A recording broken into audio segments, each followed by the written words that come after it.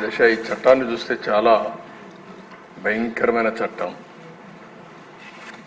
ఏ మాత్రం కూడా ఆలోచించకుండా ఈ చట్టాన్ని తీసుకురావడం చాలా సమస్యలకు దోహదం చేసింది.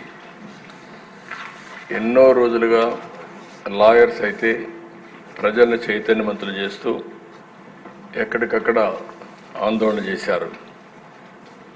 ఈ చట్టం కనుచుంటే పౌరుల ఆస్తి హక్కును మొత్తం మింగేసే పరిస్థితి వస్తుంది. ఇప్పటికే అధ్యక్ష రాష్ట్రంలో ఎప్పుడూ లేనంత ఈ భూ వివాదాలు పెరిగిపోయినాయి. చాలా దిక్కలు ఇప్పుడు నా నియోజకవర్గం కుప్పం నియోజకవర్గంలో చూస్తే ఎప్పుడూ నాకు ఒక్క కంప్లైంట్ కూడా రాలేదు. 40 ఏళ్ళ నుంచి నేను అక్కడ సీఎంగా, ముఖ్యమంత్రిగా, ఎమ్మెల్యేగా, ప్రతిపక్ష నాయకుడిగా ఉన్నాను. ఈ 5 ఏళ్లలో జరిగిన అవకతవకలు ఆ నియోజకవర్గంలో ఎక్కువ కంప్లైంట్లు వచ్చేది భూ వివాదాలపైన వచ్చాయి. నేను చిన్న చిన్న మీటింగ్లు పెట్టుకొని మాట్లాడేటప్పుడు ఏదైతే 22A ఎవరైనా భూమి ఉంటే దాని పక్కన 22A అని వేసేస్తే అది ప్రభుత్వ భూమి అయిపోతుంది. అక్కడి నుంచి ఎవరైతే సెటిల్మెంట్ చేసుకోవాలనుకుంటారో వీళ్ళందరూ రావడం, నెగోషియేషన్స్ మొదలు పెడతారు. లేకపోతే ఇది గవర్నమెంట్ భూమి అవుతుంది. మనం కానీ ఒప్పుకుంటే, వాళ్ళు ఒప్పుకుంటే దాన్ని ఆటోమేటిక్గా మళ్ళీ ప్రైవేట్ భూమి కింద 22A తీసేసి మళ్ళా ప్రైవేట్ భూమి కింద సెటిల్మెంట్ చేసుకునే పరిస్థితికి వచ్చారు. అధ్యక్ష, టెక్నాలజీ కూడా చాలా ప్రమాదం.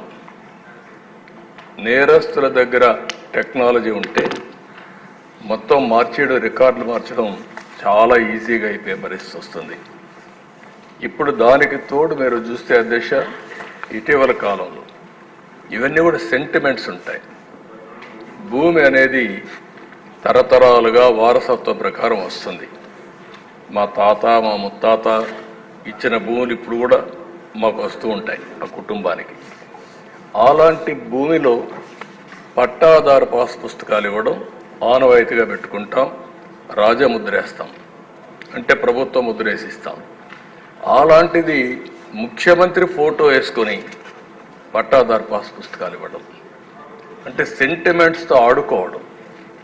ఇది ఎక్కడ చూడలేదు అధ్యక్ష, ఎవ్వరూ చేయలేదు ఇంతవరకు కూడా. అలాంటివి చేశారు. అప్పటికే ప్రజల్లో చాలా కోపం ఉంది, ఆవేదన ఉంది, ఆవేశం ఉంది, ఏమీ చేయలేని పరిస్థితిలో ఉన్నారు. అయితే ఇటీవల భూ సర్వే కూడా అన్నారు. ఈ భూ సర్వే కూడా అధ్యక్ష మొత్తం సెటిల్మెంట్ చేస్తామనే ఉద్దేశంతో చేసి డబ్బులైతే ఖర్చు పెట్టి ఎక్కడికక్కడ వివాదాలు పెంచారు, కానీ ఎక్కడా వివాదాలు తగ్గించే పరిస్థితి లేదు. దాని పేరు కూడా నేను చాలా స్పష్టంగా చెప్పాను. హోల్డ్ చేశాం, స్టే చేశాం, ఇవన్నీ క్షుణ్ణంగా స్టడీ చేసిన తర్వాతనే చేస్తామని చాలా స్పష్టంగా హామీ ఇచ్చాం. అధ్యక్ష, ఈ చట్టం వల్ల పౌరుల ఆస్తి మొత్తం లాగేసే పరిస్థితి వస్తుంది. అంటే ఇంకా రాను ఇందులో మీరు చూస్తే అధ్యక్ష వెరీ ఇంట్రెస్టింగ్. నేను అన్ని మీటింగుల్లో మాట్లాడాను.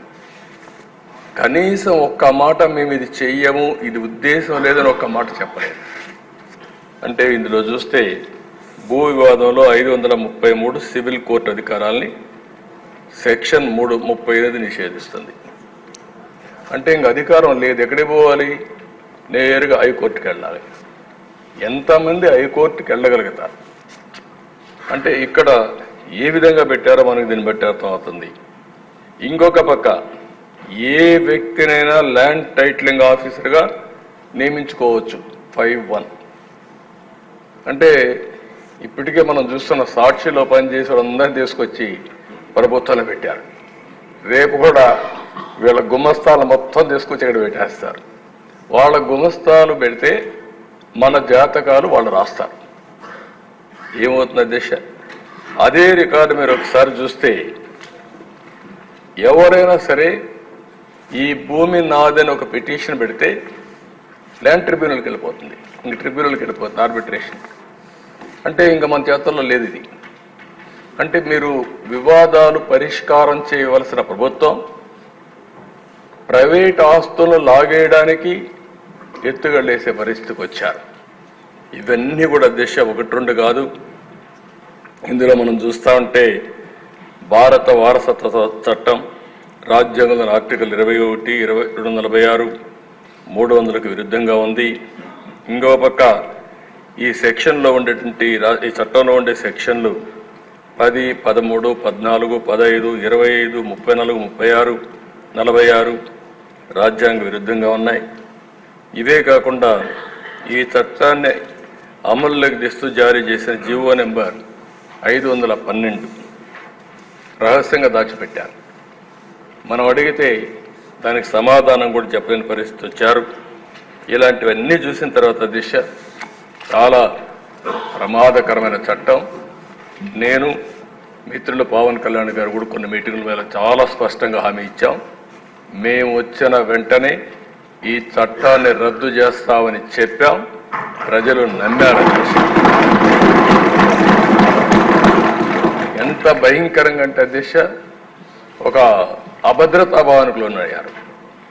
మళ్ళీ దుర్మార్గమైన ప్రభుత్వం వస్తే మా ఆస్తులకు మాకు రక్షణ ఉండదు అనే పరిస్థితికి వచ్చారు. అధ్యక్ష కొంతమంది ఇక్కడి నుంచి అమెరికాకి వెళ్ళారు, వాళ్ళకి భూములు ఉన్నాయి, వేరే దేశాలకు వెళ్ళారు, వేరే రాష్ట్రాలకు వెళ్ళారు.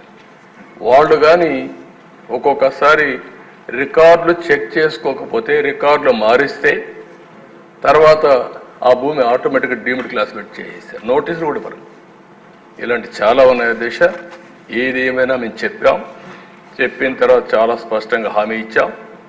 హామీ ప్రకారం మొదటి సంతకం ఏదైతే నేను చెప్పానో డిఎస్సి అని మొదటి 5 సంతకాల్లో ఈ ల్యాండ్ టైటిలింగ్ యాక్ట్ కూడా పెట్టి రద్దుకు ప్రతిపాదన పెట్టాం.